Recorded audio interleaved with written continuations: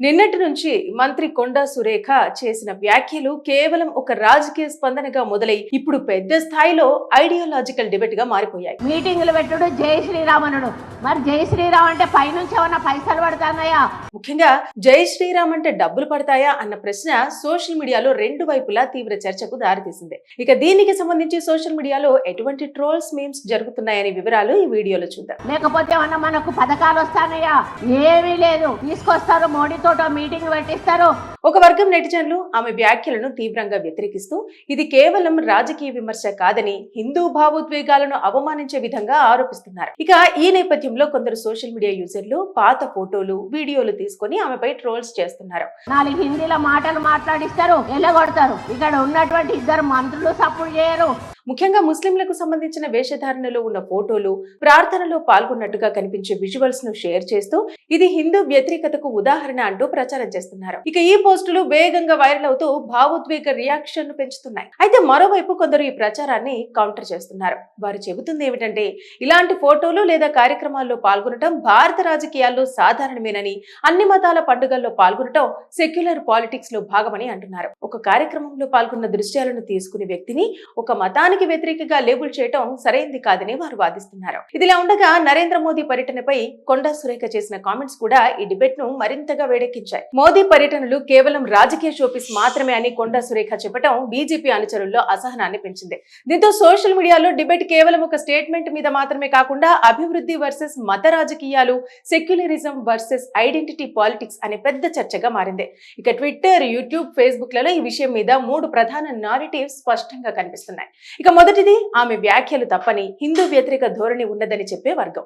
మరి రెండోది ఆమె కేవలం అభివృద్ధి అంశాలను ప్రస్తావించిందని, దానిని మతపరంగా తిప్పి చూపుతున్నారని చెప్పే వర్గం. మూడోది రెండు వైపులా పొలిటికల్ లాభాల కోసం ఈ వివాదాన్ని పెంచుతున్నారని విశ్లేషిస్తున్నారు. పొలిటికల్ అనలిస్టులు ఈ మొత్తం పరిణామాన్ని చూస్తే ఇది సాధారణ వివాదం కాదని చెబుతున్నారు.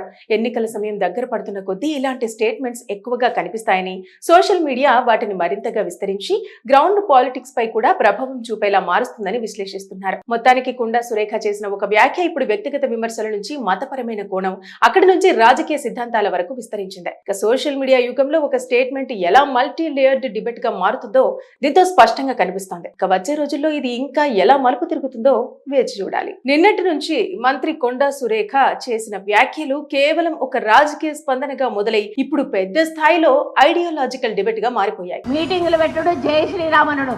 మరి జై శ్రీరామ్ అంటే పైనుంచి ఏమన్నా పైసలు పడతాయా?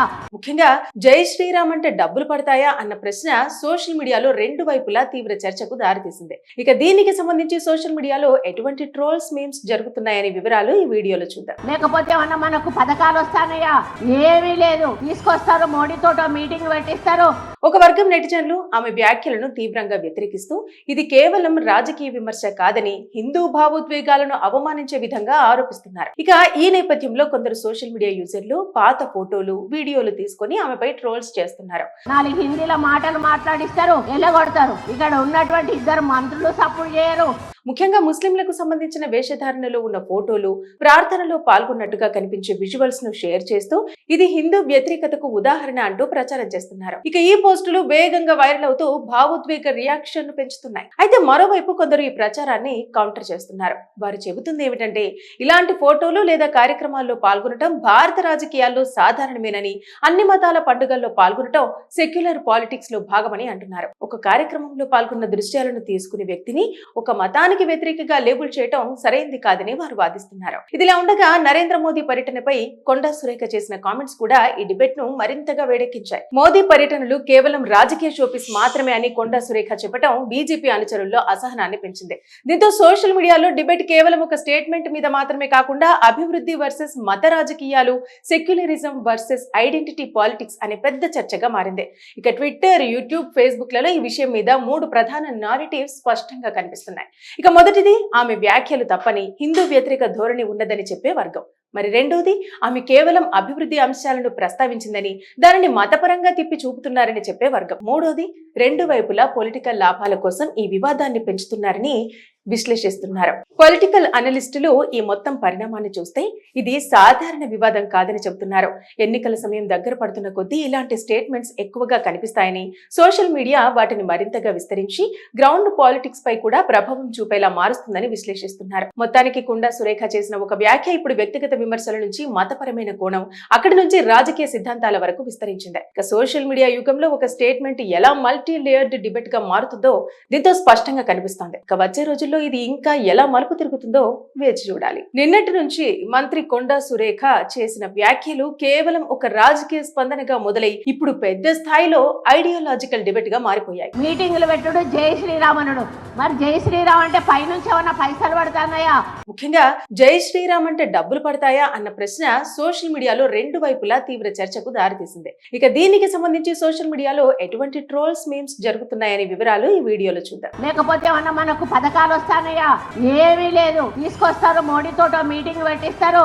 ఒక వర్గం నెటిజన్లు ఆమె వ్యాఖ్యలను తీవ్రంగా వ్యతిరేకిస్తూ ఇది కేవలం రాజకీయ విమర్శ కాదని హిందూ భావోద్వేగాలను అవమానించే విధంగా ఆరోపిస్తున్నారు. ఇక ఈ నేపథ్యంలో కొందరు సోషల్ మీడియా యూజర్లు పాత ఫోటోలు, వీడియోలు తీసుకొని ఆమెపై ట్రోల్స్ చేస్తున్నారు. 4 హిందీలో మాటలు మాట్లాడిస్తారు, ఎల్లగొడతారు. ఇక్కడ ఉన్నటువంటి 2 మంత్రులు సపోర్ట్ చేయరు.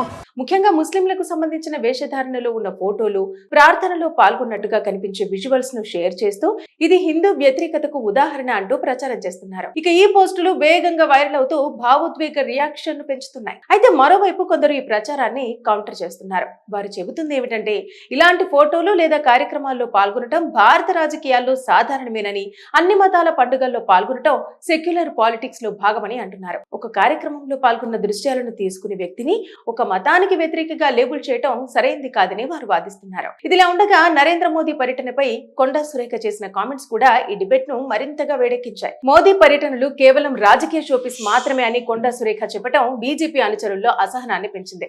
దీంతో సోషల్ మీడియాలో డిబేట్ కేవలం ఒక స్టేట్మెంట్ మీద మాత్రమే కాకుండా అభివృద్ధి వర్సెస్ మత రాజకీయాలు, సెక్యులరిజం వర్సెస్ ఐడెంటిటీ పాలిటిక్స్ అనే పెద్ద చర్చగా మారింది. ఇక ట్విట్టర్, యూట్యూబ్, ఫేస్బుక్ లలో ఈ విషయం మీద 3 ప్రధాన నారేటివ్స్ స్పష్టంగా కనిపిస్తున్నాయి. ఇక మొదటిది ఆమె వ్యాఖ్యలు తప్పని, హిందూ వ్యతిరేక ధోరణి ఉన్నదని చెప్పే వర్గం. మరి రెండోది ఆమె కేవలం అభివృద్ధి అంశాలను ప్రస్తావించిందని, దానిని మతపరంగా తిప్పి చూపుతున్నారని చెప్పే వర్గం. మూడోది రెండు వైపులా పొలిటికల్ లాభాల కోసం ఈ వివాదాన్ని పెంచుతున్నారని విశ్లేషిస్తున్నారు. పొలిటికల్ అనలిస్టులు ఈ మొత్తం పరిణామాన్ని చూస్తే ఇది సాధారణ వివాదం కాదని చెబుతున్నారు.